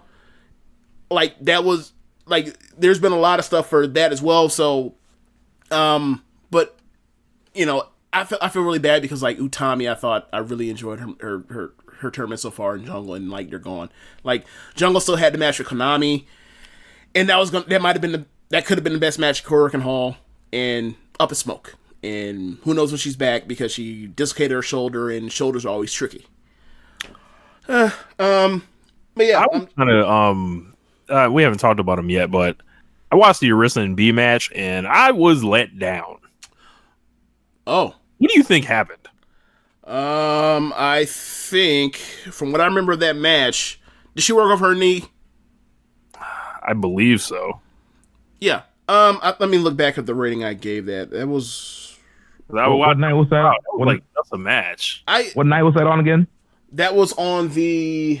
I'm looking at it right now. That was on the September 7th show, the 6th show. Gotcha. I haven't seen that full show yet. Yeah, the problem with that... Okay, here's the problem with that show for me, right? That show has Momo versus Azumi. Then, right before it has Mayu versus Tam. And Mayu and Tam had a Mayu and Tam match that you would expect from them. And then you say, all right, after those two matches, go out there, Arisa and B. Good luck.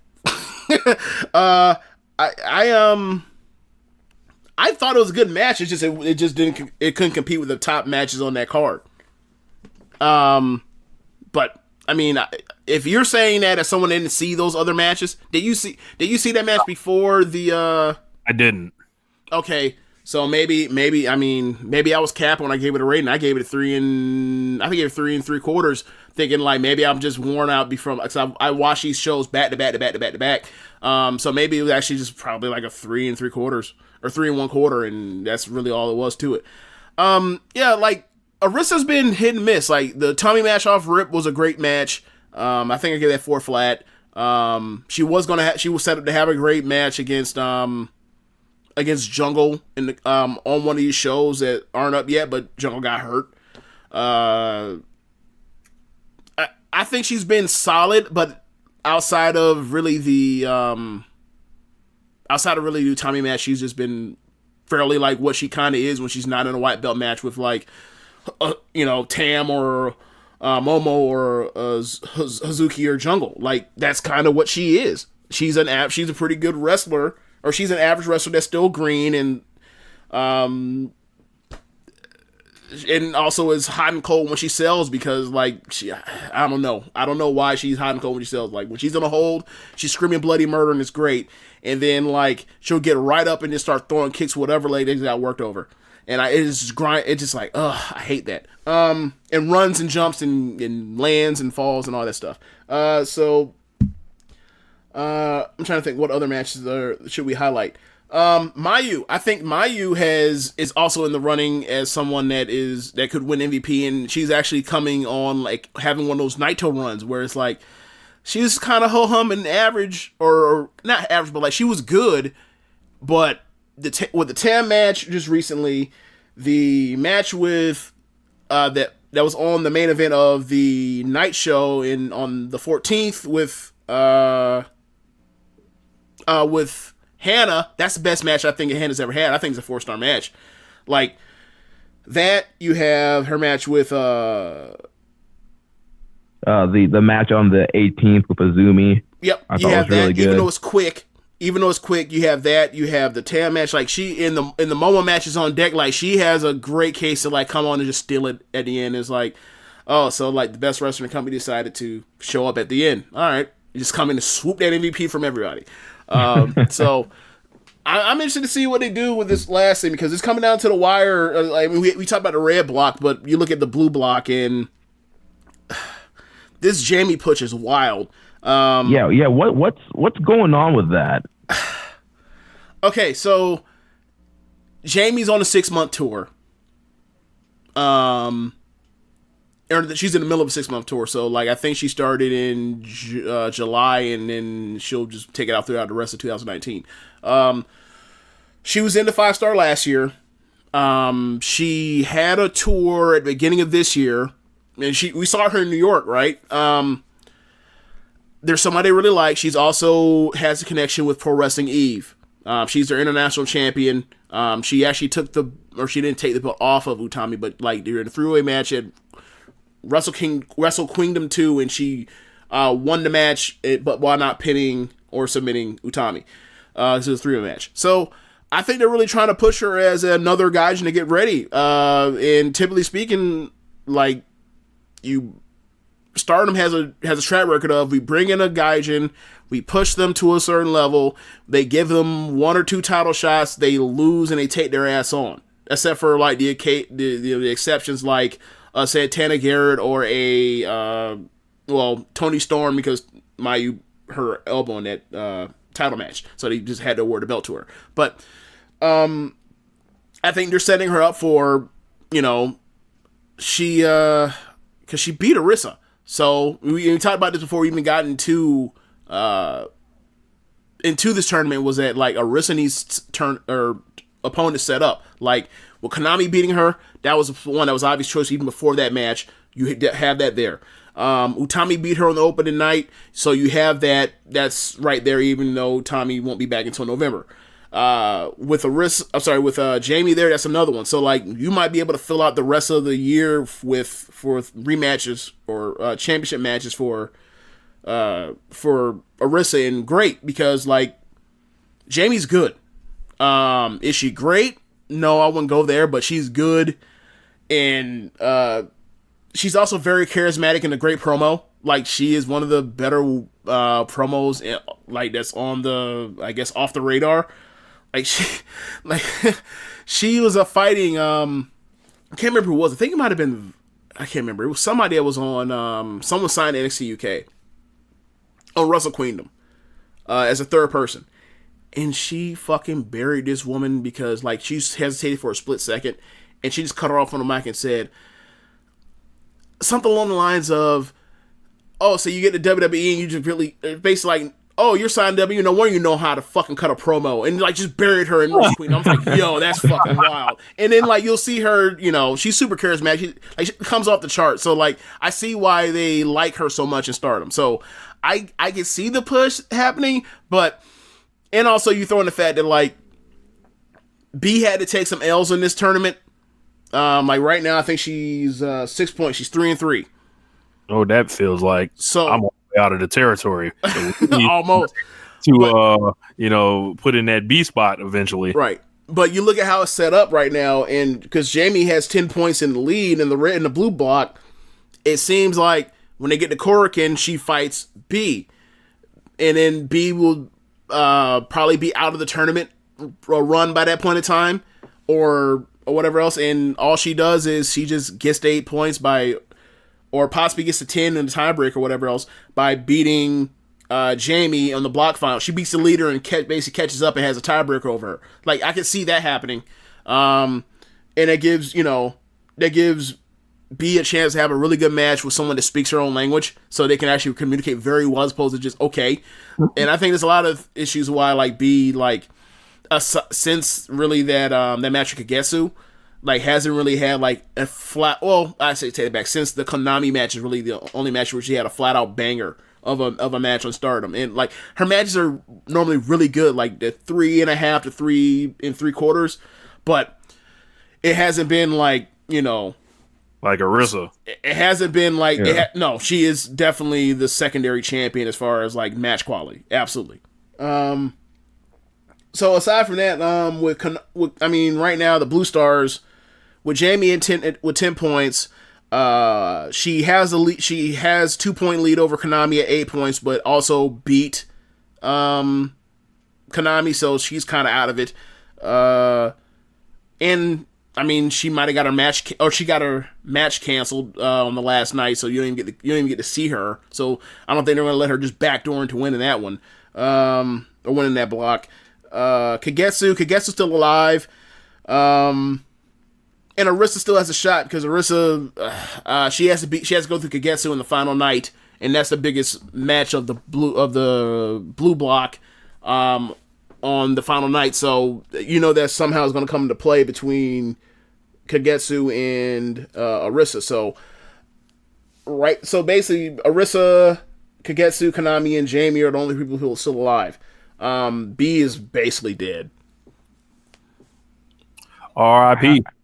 How you felt about B's performance in the tournament and just in Stardom in general? I kind of hear a lot of criticism about B, and it's almost kind of like with Kenny Omega. There was a lot of kind of like they don't like the Gaijins. They don't like the Gaijins. Yeah. Yeah. The Westerners don't like the Gaijins in Stardom, and I kind of get it, but like I'm not tripping off that. Like she comes in, she has really good matches. That's really all I need out of you, from a wrestling standpoint. So like, I'm not tripping off the other stuff, the politics of trying to, reach out to grab Western fans or more Western fans by getting people that speak English that wrestle. I don't really care. And also like there's so much talent. Is like, all right, all they're doing is adding more talent on top of talent. Is like, between, you gotta think like, let's see, Konami, Momo. It's like 8 women that are like between 24 and 18 right now that all can go out there and get 4 stars on any given night if you give them 10 minutes. So it's like, I'm not really tripping off that. And B's one of them. Like Arisa's 23, Konami's 23, Hazuki's 22. Hannah's not someone I put on the list, but Hannah's like 22, 21. I just saw her have a 4-star match with Mayu. Momo is 19. Let's see. Utami is like 20, 21. Like, I'm not really tripping off. Hazuki is, I think I've said the name before. You get my point. Like they're loaded with young talent, so it's like letting them all just run amok, run wild. Everybody fight against each other, and all y'all just do business. Yeah, and then you also like throw in, we talk about Tam, we talk about Mayu, we talk about Kagetsu, talk about Jungle, like, and those are the adults. It's like, you think, like, wait to, or if we're lucky, like, a few years from now, they get more reps in, like, imagine what they're going to look like when they're adults. That's scary. Really scary. But yeah, like, as far as favorite match for me, I might have to go with Jungle versus Kagetsu. Like, I really enjoyed the fact that, like, Jungle finally got a win over Kagetsu after all the losing. Like, it's nice to see someone get a W. Like, it was really nice to see. I really enjoyed watching the Tam versus Momo match because that's that long form story of all I've been through this year, and I finally, like, you know, and it goes back even more than this year because y'all might know this, y'all might not know this, but Stardom, they're Odeotai and Queen's Quest when they first started up in like 2017 or the end of 2007. I'm sorry, end of 2016, and then they finally had a feud with Odeotai in 2018. This is after Momo comes back from her knee being injured. So, they screw over Momo in a match because, you know, Odeotai always cheats. And she blew her stack and said, fuck this. And it led to a 5-on-5 elimination match.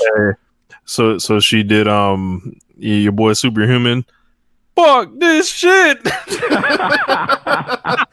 Yes. So basically it leads to a Kurgan Hall show, or I believe a Kurgan Hall, maybe it should keep, I can't remember, but like it's 5-on-5 elimination match. And it was Odeotai versus, Queen's Quest. And at the time, player manager was Tam. Like, they were using her as like a cute manager, and little did we know she turned to such a good wrestler, I guess. So,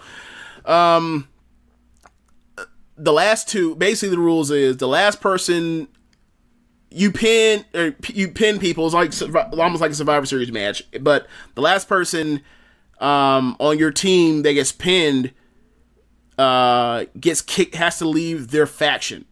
So it comes down to Tam versus Momo. Momo beats Tam. Tam has to leave out of Odeotai. She eventually, Mayu reaches out to Tam. She basically becomes second in command of Stars. Stars becomes what they have been. And over the years, like, she never beat Tam. Or sorry, Tam never beat Momo. Never beat Momo. And then she finally gets that win. And it's like, and she's also still in contention. And it's like, I like that.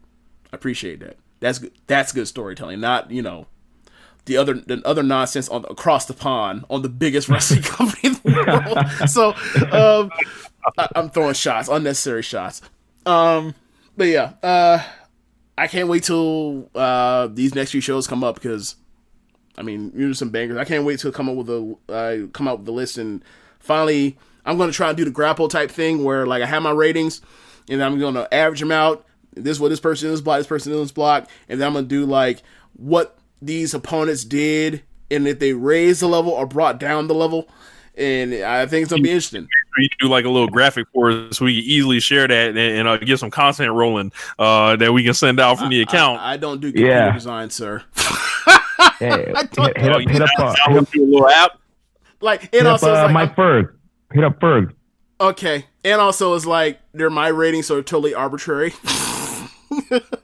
Like, as opposed to like Grapple, which is like more of a you know, oh, like 250 people voted on this. Okay, as opposed to this one guy came up with his ratings.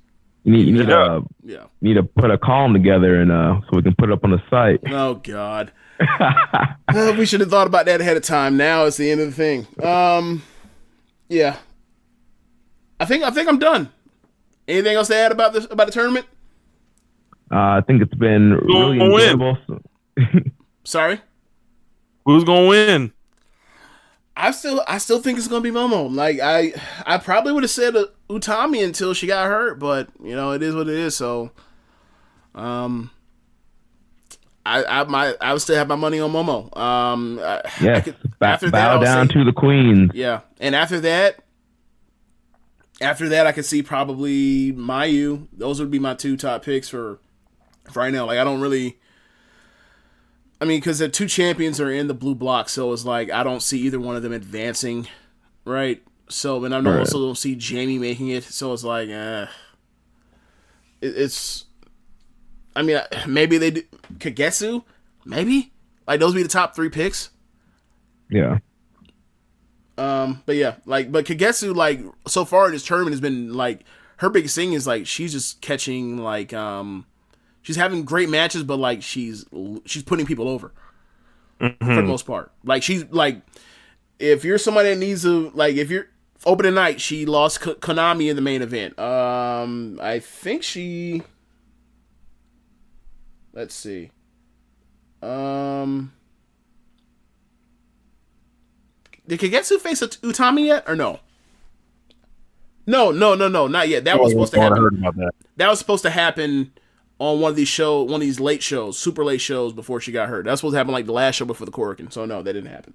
But like she also put over Jungle too. So it's like people that kind of like, you know, it's almost like the Okada and Evil match. It's like, yep, put them over. They need this. So I don't know if you can really, if that's what your role is in the tournament. I don't know really how well you're going to be. I really don't see you making it and winning the block and then, you know, beating Momo or Mayu. So it is what it is. Yeah, ultimately, you know, if I had my way, it'd probably be Jungle versus Tam. But yeah, I think I'll wrap it up for the show. Jeremy, thanks for coming on the show. Do you want to give us your plugs? Yeah, so you guys can follow me on Twitter at Jeremy L. Donovan. You can follow my show at KI Strong Style. Keepin It Strong Style is right here on the same feed every Tuesday with the young boy Josh Smith and I covering New Japan Pro Wrestling. Getting ready, we got Destruction in Kobe coming up this Sunday with Shingo versus Goto and the IC title with Switchblade Jay White and Tetsuya Naito. So we'll be reviewing that and new episode next Tuesday. All right, Rich, anything you want to say? Yeah. For this Wednesday Night War, just a message for everybody. Remember, you're not in the business. So there's no reason to go out there and get yourself arguing on Twitter with people you never met over lunacy. Just let them, you know, do their thing. Like, you know, all the shit that happened with Kenny and Dijakovic today. Shit was funny. Enjoy it. Yeah. I just saw so many wet diapers today. It was just like, man, y'all trying to make this like not fun. Stop. So that's all. Yeah. So basically, long story short, stop being busters. So that's the end of the show. Be sure to rate us on whatever app you're using to listen to this. Tell the folks about Social Suplex Podcast Network. Be sure to check out our friends at Powerslam.tv, the sponsor for the show. If you're a fan of independent pro wrestling, they have over 5,000 hours of footage from all over the world. You can use the code Social Suplex to get your free month's trial. Don't forget to visit ProWrestlingTees.com/Social Suplex and pick up some Social Suplex merchandise. Be sure to check out other shows on the Social Suplex Podcast Network. On Sundays, we have this show typically, One Nation Radio. On Tuesdays, we have Keepin It Strong Style. On Wednesdays, we have the Ricky and Clive Wrestling Podcast. Every other Wednesday, we have Grown Men Watch This Shit. On Fridays, we have Get in the Ring. And on Saturdays, we have All Things Elite. I almost said NXT Then Out Forever. I'm sorry. Thanks for listening. Later.